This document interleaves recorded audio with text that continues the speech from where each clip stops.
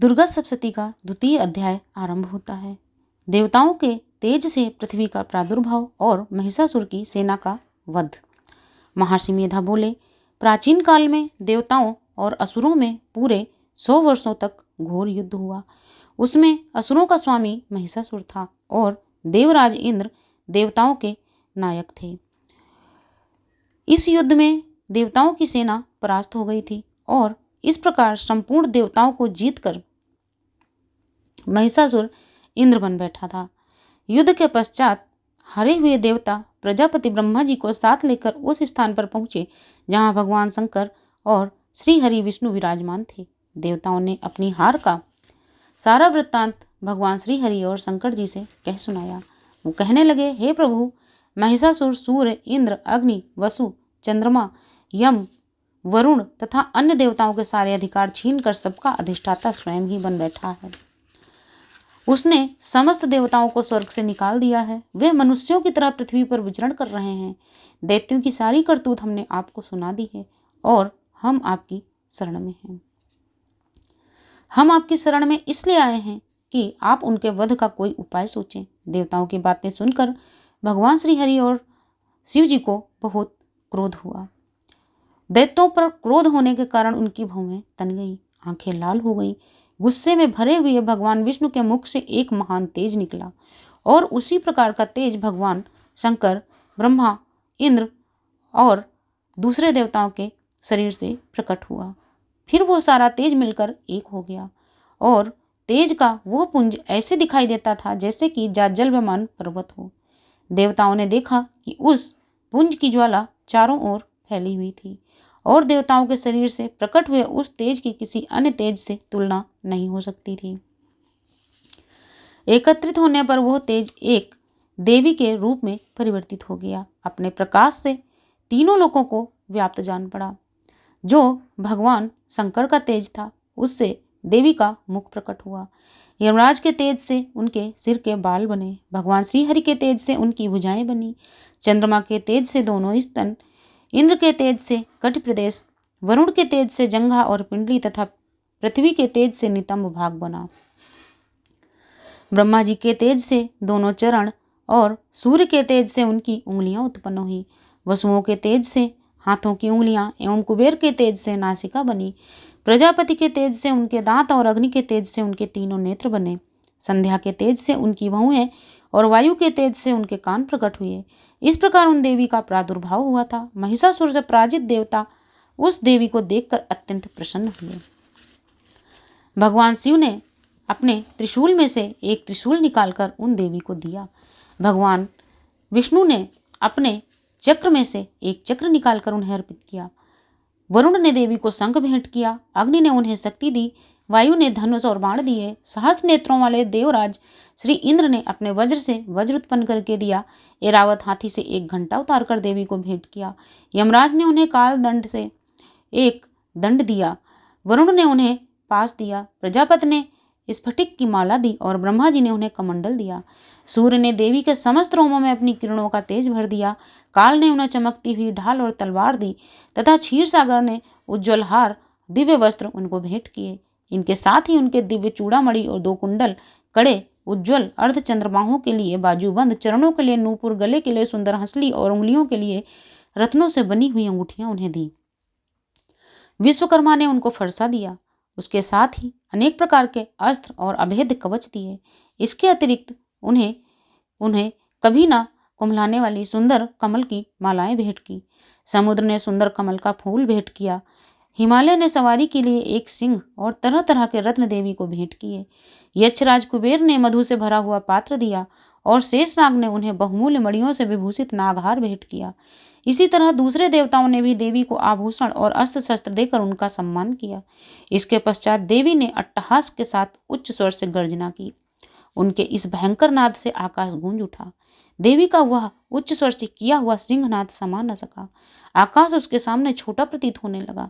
उससे बड़े जोर की प्रतिध्वनि हुई जिससे समस्त विश्व में हलचल मच गई और समुद्र कांप उठे। पृथ्वी डोलने लगी तथा समस्त पर्वत हिलने लगे। देवताओं ने उस समय प्रसन्न होकर सिंहवाहिनी जगतमयी देवी से कहा, हे देवी, तुम्हारी जय हो। इसके साथ ही महर्षियों ने भी भक्तिभाव से विनम्र होकर उनकी स्तुति की। संपूर्ण त्रैलोक्य को क्षोभग्रस्त देखकर दैत्यगण अपनी सेनाओं को साथ लेकर और हथियार आदि से सजकर उठकर खड़े हो गए। महिषासुर के क्रोध की कोई सीमा नहीं थी। उसने क्रोध में भरकर कहा, यह सब क्या उत्पात है। फिर वो अपनी सेना के साथ उस ओर दौड़ा जिस ओर से भयंकर नाद का शब्द सुनाई दिया था। आगे पहुंचकर उसने देवी को देखा, जो अपनी प्रभा से तीनों लोगों को प्रकाशित कर रही थी। उनके चरणों के भार से पृथ्वी दबी जा रही थी। माथे के मुकुट से आकाश में एक रेखा सी बन रही थी और उनके धनुष की टंकार से सब लोग क्षुब्ध हो रहे थे। देवी अपनी सहस्त्रों भुजाओं को संपूर्ण दिशाओं में फैलाए हुए खड़ी थी। इसके पश्चात उनका दैत्यों के साथ युद्ध छिड़ गया और कई प्रकार के अस्त्र शस्त्रों से सारी दिशाएं उद्भासित होने लगीं। महिषासुर का सेनापति चिच्छुर नामक एक महान असुर था। वो आगे बढ़कर देवी के साथ युद्ध करने लगा। अन्य दैत्यों की चतुरंगनी सेना को साथ लेकर चामर भी लड़ने लगा। 60,000 महारथियों के साथ आकर उदग्र नामक महादैत्य युद्ध करने लगा। महाहनु नामक असुर ने 1 करोड़ रथियों को साथ लेकर तथा असिलोमा नामक असुर ने 5 करोड़ सैनिकों को साथ लेकर युद्ध किया। वास्कल नामक असुर 60 लाख असुरों को लेकर युद्ध में आ डटा। बिडाल नामक असुर 5 अरब रथियों सहित युद्ध करने लगा। इन सब के अतिरिक्त और भी हजारों असुर हाथी और घोड़ों की सेना साथ लेकर लड़ने लगे। इन सब के पश्चात महिषासुर करोड़ों रथों, हाथियों और घोड़ों सहित वहां आकर देवी के साथ युद्ध करने लगा। वे सभी असुर तोमर, भिंदीपाल, शक्ति, मूसल, खड्गों, फरसों, पट्टिसों आदि अस्त्र शस्त्रों के साथ रणभूमि में देवी से युद्ध कर रहे थे। कुछ शक्तियां फेंकने लगे, कोई अन्य शस्त्र फेंकने रहे थे। इसके साथ ही कुछ अन्य दैत्य अपनी अपनी तलवारें हाथ में लेकर देवी की ओर दौड़े और उनको मार डालने का उद्यम करने लगे, मगर देवी ने क्रोध में भरकर खेल ही खेल में उन सभी के अस्त्र शस्त्रों को काट दिया। इसके पश्चात ऋषि और देवता देवी की स्तुति करने लगे। वे प्रसन्न होकर असुरों के शरीरों पर अस्त्र शस्त्र की वर्षा कर रही थी। देवी का वाहन सिंह भी क्रोध में भरकर दैत्य सेना में इस प्रकार से विचरण करने लगा मानो वन में दावानल फैल रहा हो। युद्ध करती हुई देवी ने क्रोध में भरकर जितने श्वासों को छोड़ा वे तुरंत ही सैकड़ों हजारों गणों के रूप में परिवर्तित हो गए। वे फरसे, भिंदीपाल, खड्ग तथा पट्टिस इत्यादि हाथों में लेकर दैत्यों से युद्ध करने लगे। देवी की शक्ति से बढ़े हुए वे गण दैत्यों का नाश करते हुए ढोल, शंख, मृदंग आदि बाजे बजाने लगे। इसके बाद देवी ने त्रिशूल, गदा, शक्ति, खड्ग इत्यादि से सहस्त्रों असुरों को मार डाला। कितनों को घंटे की भयंकर आवाज से ही हम लोग पहुंचा दिया। कितने ही असुरों को उन्होंने पास में बांधकर पृथ्वी पर घसीटा। कितनों को अपनी तलवार से टुकड़े टुकड़े कर दिए। कितनों की ही गर्दन पर गदा की चोट की और धरती पर सुला दिया। कई दैत्य मूसल की मार से घायल होकर रक्त बमन करने लगे और कई सूल से छाती फट जाने के कारण पृथ्वी पर ढेर हो गए। कितनों की बाण वर्षा से कमर टूट गई। देवताओं को पीड़ा देने वाले दैत्य मरने लगे। कितनों की बाहें अलग हो गई, कितनों की गर्दन कट गई, कितनों के सिर कटकर दूर भूमि पर लुढ़क गए, कितनों के शरीर बीच में से कट गए और कितनों की जंघाएं कट गईं और वे पृथ्वी पर गिर पड़े। कितने ही असुर सिरों और पैरों के कटने पर भी भूमि पर से उठकर खड़े हुए और अस्त्र शस्त्र हाथ में लेकर देवी से युद्ध करने लगे। कई दैत्यगण भूमि में बाजों की ध्वनि के साथ नाच रहे थे। कई असुर जिनके सिर कट चुके थे केवल धड़ के साथ ही शस्त्र हाथ में लिए हुए लड़ रहे थे। दैत्य रह रहकर ठहरो ठहरो कहते हुए देवी को युद्ध के लिए ललकार रहे थे। जहां पर यह घोर संग्राम हुआ था वहां की पृथ्वी, भूमि, रथ, हाथी, घोड़े और असुरों की लाशों से भर गई थी और अत्यधिक मात्रा में रक्तपात होने के कारण रुधिर की नदियां बह रही थी।